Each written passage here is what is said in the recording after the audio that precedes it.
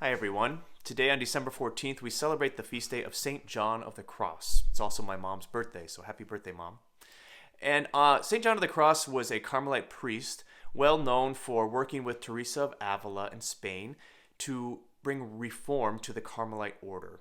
Something that was greatly needed at that time where there was a lot of kind of loosey-goosey-ness about being in. It was a different time where being in a religious order could get you a lot of things. It was kind of a way to even take a step up in the world, and it wasn't really what the order was supposed to be about. And so there was great reform that happened, and there was a lot of opposition to that as well, especially among the Carmelites themselves.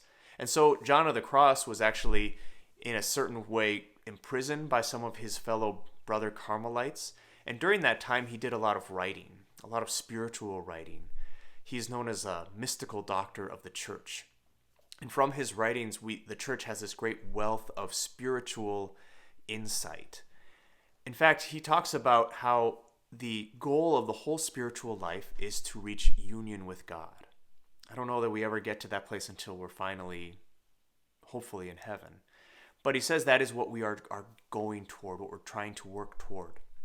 And what that means is that we have to, in a sense, go through challenges and things in our world so that we might rid ourselves of the desires of this world, of the flesh, and so we might come to desire him more and more. So that first round of that is this, what he calls a dark night of the senses, meaning a kind of tearing away the of those things that give us sensual pleasures. So those things like eating, those not that we are to go starve, but that things that where we find a lot of pleasure in worldly things, in consuming things, watching something, drinking, whatever those things are, and saying that God is greater than that. I don't need this as much as I need God. And then it even goes to this dark night of the soul. That's the final step of this, and that is something where we don't even feel the consolation that comes from God. It's not that God isn't present in prayer, but that somehow we can't feel it at that moment.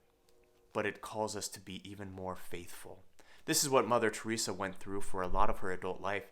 You would have never known it by the way that she ministered to people. She was always smiling because she knew that God was still there, even though she couldn't feel it.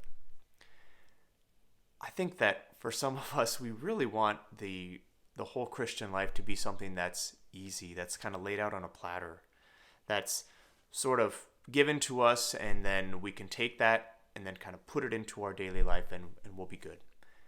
But it does take our willingness to commit to it, committing to it, and even our willingness to go through difficulty and suffering to reach that union with God. But like with anything that is worth doing, this is more worth it than anything else. It doesn't mean that God wants our suffering. It doesn't mean that God causes our suffering.